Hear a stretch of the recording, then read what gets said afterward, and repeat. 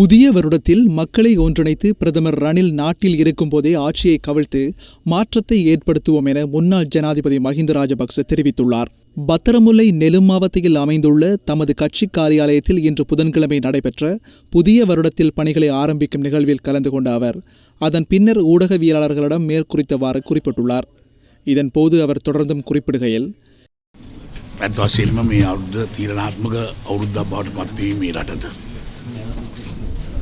විශේෂයෙන්ම මේ රටේ ව්‍යවස්ථාව රට බෙදන ව්‍යවස්ථාව ඒ වගේම පෞද්ගලිකකරණය කිරීම වගේම මේ අවුරුදු දෙකක් තිස්සේ ගෙනිච්ච පරිගැනීම් දිගටම කරගෙන යාම.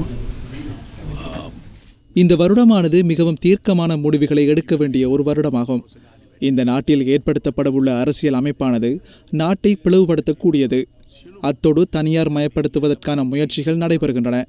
கடந்த 2 வருடங்களாக முன்னெடுக்கப்பட்ட பழிவாங்கும் நடவடிக்கைகளை தொடர்ந்து முன்னெடுத்து செல்வதற்கு தயாராகின்றனர்.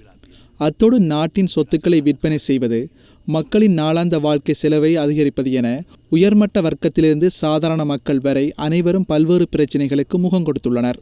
இந்த நிலையை இல்லாமல் செய்வதற்கான காலம் தற்போது மலர்ந்துள்ளதென நான் நம்புகின்றோம். மக்களை ஒன்றிணைத்து நாம் இதற்கான நடவடிக்கைகளை முன்னெடுப்போம். நாம் பின்னால் வந்து கத்தியால் குத்துவர்கள் அல்ல. ஆகவே பிரதமர் ரணில் விக்ரமசிங்கே எந்த சர்வதேச நாடுகளுக்கும் எந்த பிரச்சனையுமின்றி சென்று வரலாம்.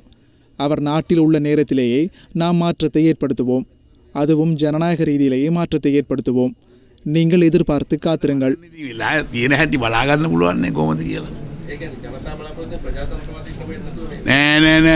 ප්‍රජාතන්ත්‍රවාදී ක්‍රමයටම තමයි පෙළෙන්නේ. බලාගෙන ඉන්නකො ඉතින්. අපේ නීති යන කුල නැහැ.